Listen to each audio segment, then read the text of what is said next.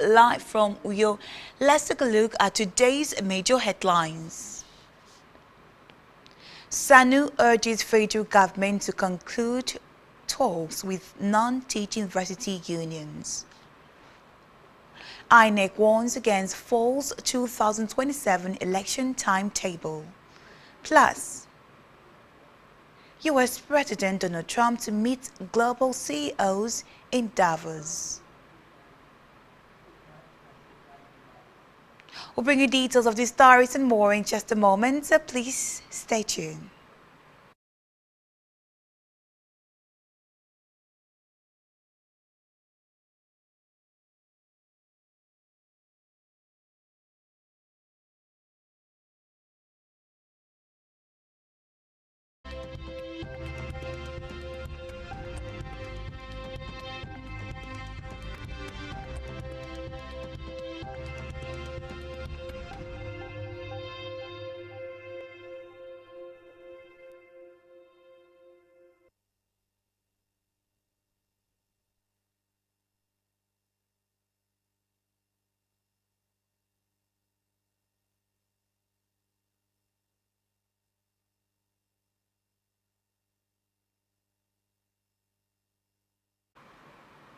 Good morning and thank you for staying tuned. First in the news this morning is that the federal government will cut down on borrowings and increase mobilization of foreign and domestic investment under a comprehensive strategy to accelerate economic growth. Minister of Finance and Coordinating Minister of the Economy, Wale Edun, spoke in an interview yesterday at the ongoing World Economic Forum in Davos, Switzerland. He also said the government's fiscal strategy prioritizes revenue generation and sustainable financing. According to him, while Nigeria remains open to international capital markets, borrowing is no longer the first option, but rather the mobilization of domestic resources to fund development. He added that the government is implementing reforms to strengthen fiscal sustainability amid mounting global economic pressures. In the meantime, the federal government has inaugurated a book ranking and selection committee. It will introduce reforms to cap the number of approved textbooks per subject, ensure transparent and objective ranking, and protect learners and parents from exploitative practices. The committee, inaugurated in Abuja by Minister of Education Tunji Alausa, is expected to improve the quality and affordability of textbooks used in Nigerian schools. The committee is chaired by the Minister of State for Education, Professor Suwaiba Ahmed, with members drawn from key education agencies. The agencies include the National Educational Research and Development Council, Universal Basic Education Commission, the National Teachers Institute, and the National Senior Secondary Education Commission. Alauso explained that the government raised the committee to reform the current textbook approval process that has allowed poor quality materials, lack of standardization, and excessive financial burden on parents to persist.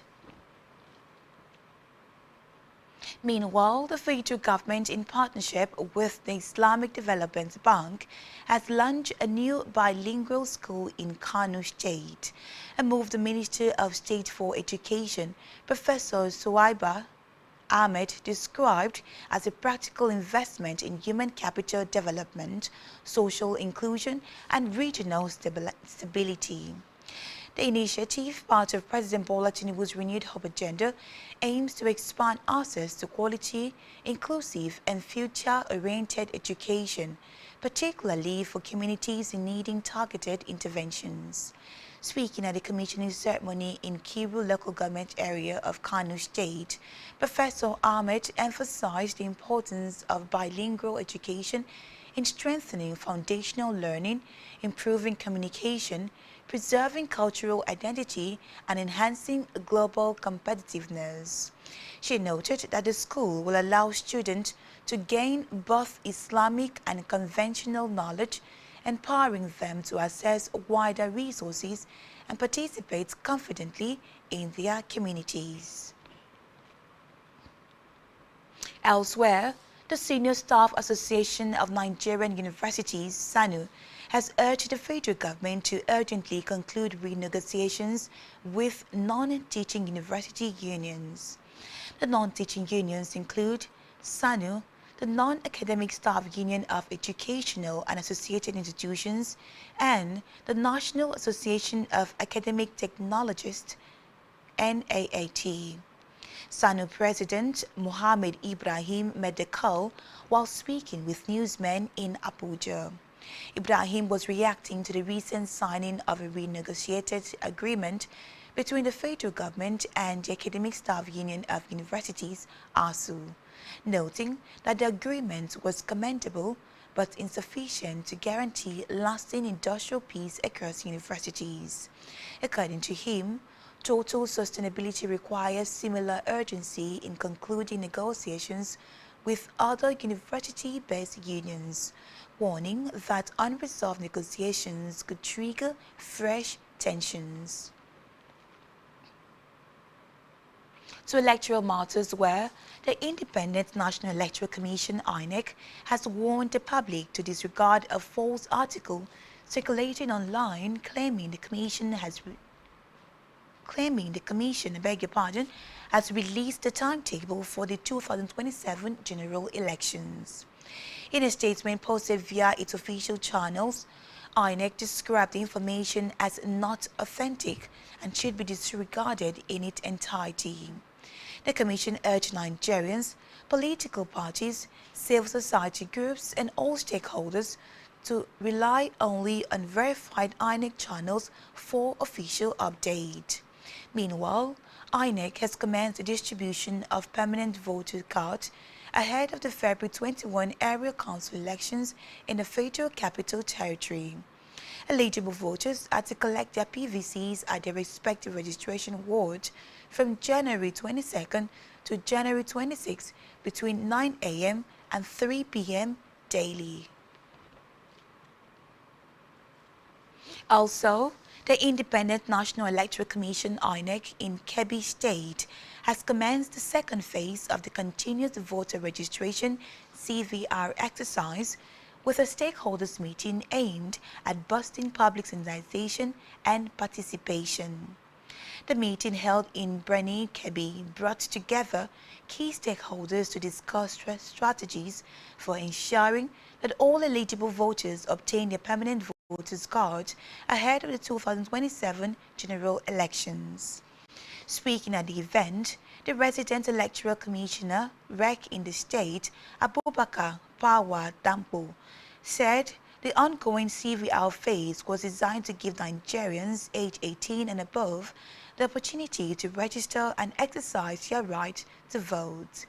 He noted that the Commission had intensified public enlightenment campaigns across radio, television, print media, and other communication platforms to encourage residents to participate in the exercise. On security matters, the Chief of Army Staff, Lieutenant General Wahid Shaibu, has promised to continue to deploy personnel and operational resources to address security challenges on the plateau and other parts of the country. Shaibu gave the assurance during a courtesy visit to the Plateau State Governor, Caleb Muftwan, as part of his operational and familiarization tour of Army formations in the state. A statement by the Army spokesperson, Colonel Apollonia Anele, said the Army Chief reaffirmed the service commitment to restoring lasting peace and security noting that troops will continue to be professionally deployed to mitigate threat and protect lives and properties. Shaibu commended the Plateau State government for its consistent support to the Nigerian army, particularly the armored corps, describing the state as a strategic partner and the home of the armored corps. We move now to Africa, where aid containing food supplies sent by the Turkish-Qatari initiative has arrived in Port Sudan as the war in Sudan rages on. The Embassy of Qatar in Port Sudan, Abdullah Rashid Al Mohanadi, said 2,428 tons of humanitarian aid containing food supplies and shelter materials were shipped. Reports say the war broke out in 2023 between the Sudanese army and the paramilitary rapid support forces, and since then, many residents have been displaced. Meanwhile, the Commissioner for Humanitarian Aid in Sudan, Salwa Buniya, said there are now 445,000 displaced families in El Obeid, the capital of North Kordofan state. On the foreign scene, U.S. President Donald Trump is heading to meet global business leaders in Davos today. Business leaders, including CEOs in financial services, crypto, and consulting, were invited to a reception after Trump's address to the World Economic Forum's annual meeting, though the agenda was unclear. Trump is expected to arrive today in Swiss Mountain Resort, where he is due to deliver a special address. Meanwhile, several top U.S. officials, including Treasury Secretary Scott Bessent, are also accompanying Trump. Still on the foreign scene, the UK government has defended a deal to give the Chagos Islands to Mauritius and lease back a key military base, following criticism from U.S. President Donald Trump over its handling. In a post on social media, Trump labeled the move as a great mistake months after he and senior U.S. officials endorsed it. The UK government said it would never compromise on its national security, while the Prime Minister's official spokesman insisted the U.S. still supported the move. Recall that UK signed a £3.4 billion agreement in May, under which it would retain control of a UK-US military base on the largest of the islands, Diego Garcia. Still to come in the news. Gabriel Jesus scores twice as Arsenal defeats Inter Milan 3-1 in UEFA Champions League. Stay tuned for details of this in just a moment.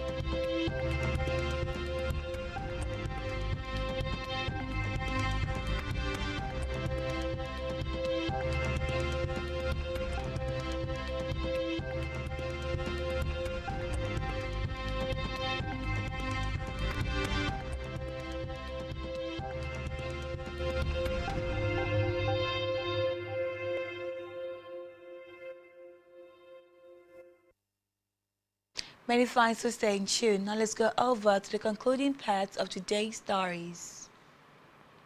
On our business news, the federal government has disclosed plans to increase the contribution of Nigeria's livestock subsector to the nation's gross domestic product from $32 billion to over $74 billion within the next 10 years. The Minister of Livestock Development, Idi Mukhtar Maya, disclosed these in Ilorin during a livestock stakeholders engagement organized by Kwara State Government, which brought together over 250 players across the livestock value chain. Represented at the event by Special Advisor Mark Mbappe, the minister said the federal government was committed to repositioning the livestock sector as a major driver of food security, job creation, and economic growth. According to him, food security remains a critical component of national security, hence the decision of the federal government to place livestock development on the front burner. Still in business, the International Monetary Fund, IMF, has called on government to rebuild fiscal capacity and keep public debt under control as spending pressure rise. In its 13-page World Economic Outlook update, the fund urged countries to pursue medium-term fiscal consolidation while maintaining prudent debt management. The report projected that Nigeria's economy would expand by 4.4% in 2026, up from 4.2% in 2025, before slowing slightly to 4.1% in 2027. This could place Africa's largest economy above the projected global growth of 3.3% and close to the sub-Saharan average of 4.6%. The IMF stressed the importance of broadening revenue bases, rationalizing expenditure, and improving efficiency, particularly by leveraging private investment. In health, the Nigerian National Medicine Development Agency (NNMDA) says it has started creating a comprehensive national database of traditional medicine practitioners as part of efforts to standardize and strengthen the sector. The Director General of NNMDA, Professor Martins Emeje, said this in an interview with newsmen in Abuja. Emeje spoke following his appointment as co-chair of the World Health Organization Strategic and Technical Advisory Group on Traditional, Complementary and Integrative Medicine in December 2025. Speaking on how he intended to leverage the position to advance traditional medicine practice in Nigeria and Africa, Emeje said the agency had recognized the need to index traditional medicine practitioners in the country.